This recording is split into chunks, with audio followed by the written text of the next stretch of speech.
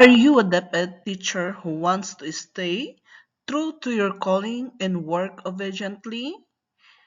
Today, I'll share 5 powerful ways to be an obedient and professional teacher in Department of Education. So I've heard the practical tips you can apply every day.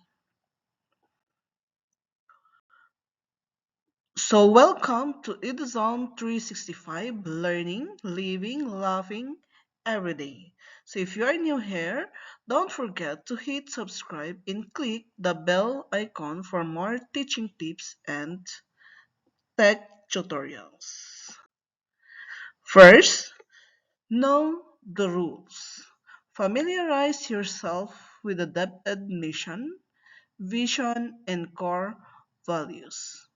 Read the Code of Ethics for professional teachers and stay updated on DepEd orders. So these policies guide your decisions and actions as a teacher. Second, practice professionalism. Be punctual in classes and meetings. Communicate respectfully with students, parents, and colleagues. And yes, dress appropriately. Your professionalism reflects your commitment to education. Third, deliver quality instruction. Prepare lesson plans aligned with the K-12 curriculum.